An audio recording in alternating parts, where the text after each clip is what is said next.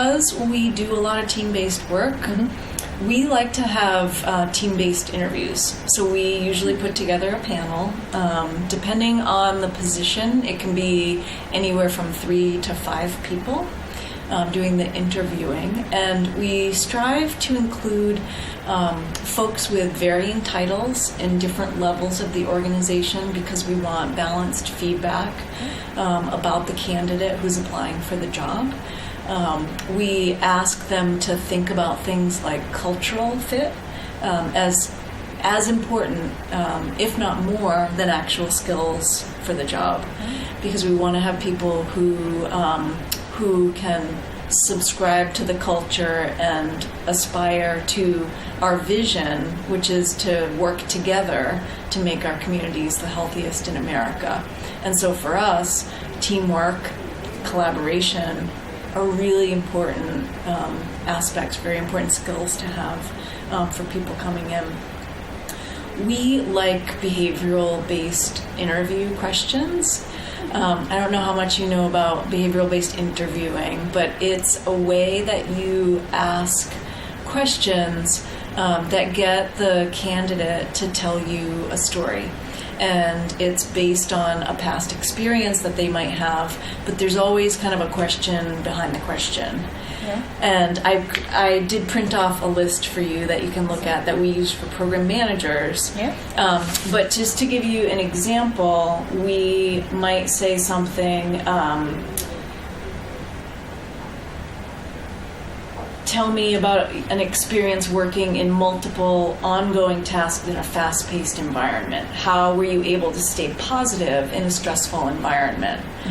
And so we want to know, with that question, we want to know, how do people handle multitasking, fast-paced? Does that stress them out, or does that energize them? And so it's kind of getting to, there's a culture here, it's fast-paced, we want to know that, is that a good fit for somebody, or do they really prefer to work kind of in a solo position where it's very linear, and for a particular program that might work well, but for others it might not. And so using a question like that that's behavioral based, we're asking people to share an experience from their past with us, and in doing so we find that you can learn a whole lot about somebody, about their style, about their skills, about what they bring to a position by asking these questions. So they're very interesting. I developed these by using kind of a bank of behavioral-based interviewing questions, and then we tweaked them for the positions that we're looking for. But it's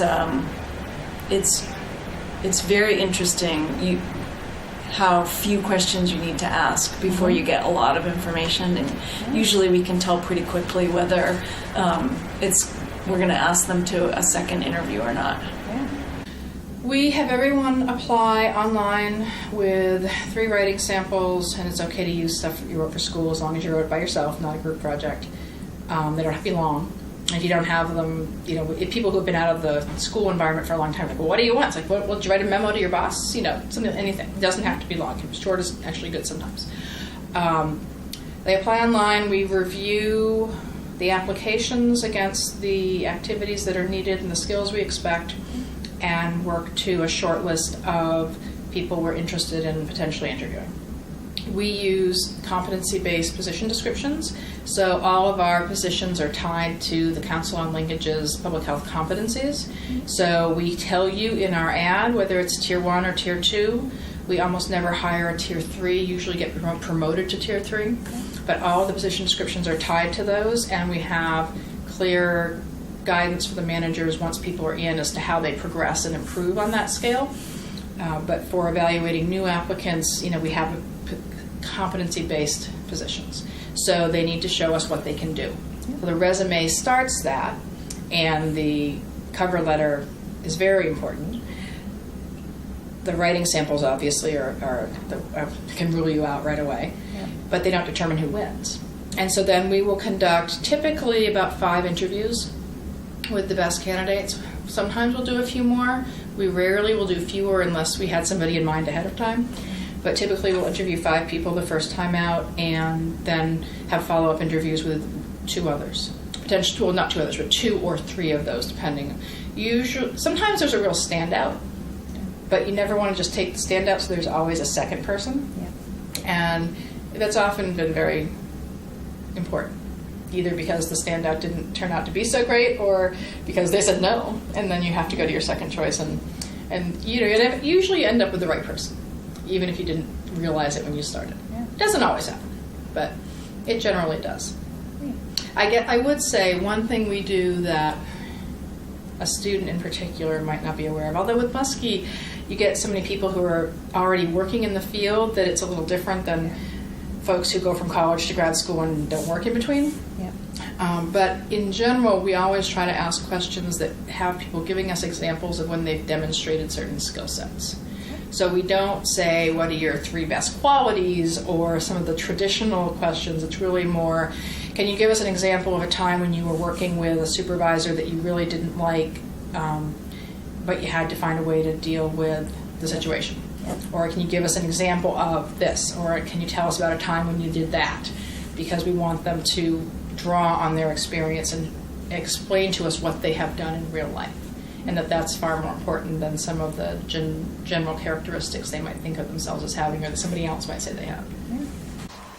You know, hiring is a really tricky, I can say, and there's no shame in this, I have hired some real duds, where the resumes were beautiful, the cover letters were flawless, the interviews were comfortable and interesting, and then they get in the job and they really just didn't get along with others or had a different agenda. And when I've gone back to think through what would I have done differently, I'm not sure that there is anything. So I recently did a little research when I was still at that job, trying to understand better, you know, where is the success? What does the science say around successful hiring? And the closest I could get to anything is that, yes, you should do some use some of the basic tools that are available for us, you know, assessing a candidate. And yes, you should use your gut a little bit. And then there's this element of like just a crapshoot, you know, that, and don't lose sight of the fact that some of it is just a roll of the dice, so that when we hire somebody who doesn't work out, we don't feel bad too badly about it. I mean, you feel bad about time wasted and organizational resources that have not been put to good use, but I would say that having a very clear sense of what the job is and using some sort of a grid that lists out what those competencies are and those skills are, and then really asking, you know, like drilling down in the questions and asking for specific examples of how those skills were used. And honestly, using behavior-based questions is like the best advice. I'm sure That's you hear what that I've from heard. you hear that from lots of people, and it's really true. It gives you a sense of what people would do under those circumstances. Yeah. You know, I'm a fan too of just you know, watching body language, just trying to get a sense of somebody's personality, Yeah. and that's mostly around whether they're going to fit in with organization and culture. Mm-hmm. It's tough. Yeah.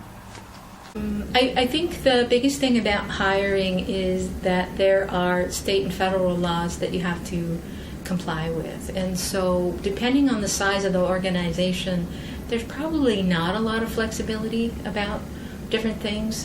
You have to ask every candidate the same questions.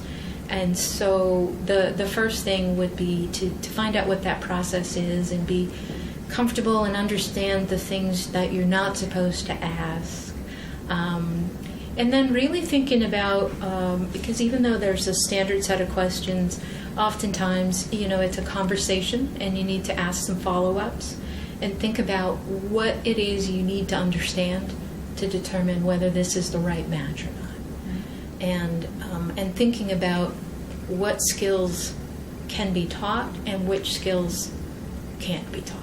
A lot of times, I think we struggle as managers and hirers of, this person seems like a right fit and we can teach them this, but if they don't have certain parts of their personality, we can't teach that. You know, if somebody really wants a very defined process, but that's just not the world we operate in, then that's not a match, no matter how other ways they may match. So, And I think the other key thing about interviewing is having in your own mind what you're looking for. What kinds of skills, those soft skills that, how does that person interact? How comfortable are they? How self-aware are they? In an interview situation, people, of course, want to, be everything. And then trying to figure out those ways to, like, are they really where they say they are? And that's when, especially if writing is part of it, I always ask for writing samples, and that's where student projects, I think, come in, if they're not huge. If I had an assignment that was, I think, 2 pages, and I had the feedback sheet, and so I used that as my writing sample so that not only did they see my writing, but they got the instructor feedback to me on that. And again, so it's open to feedback, and that's a big piece of compatibility too. So. Well, I go through USM's hiring process, and so we go through the specific tasks for that. So we review the applications, and then our first step is a phone interview. And we developed, as a team, we developed telephone interview questions that go beyond what you see in somebody's resume or cover letter to get at the exact skills that we're looking for. A lot of the questions are similar to these in that we ask a specific time that they took the lead on a project, or a specific time that they had to communicate findings to a group of individuals, so that we get a little more information about their experience. Especially, we're interested a lot in taking the lead on a project and their experience with that, because it's really important that they have been able to work independently on the work. And then we usually bring people in for an in-person interview, once we've narrowed down the field of those who had a telephone interview. And in those interviews, we give them the opportunity to meet with multiple people here at the health department as well as within our team. And we have another set of questions too that gets again at more specific experiences that they've had. So I think for people applying for that job, it's really, I think a key is to really looking at the job description and making sure you can come up with examples of times that you've demonstrated competency in the different areas of the job description.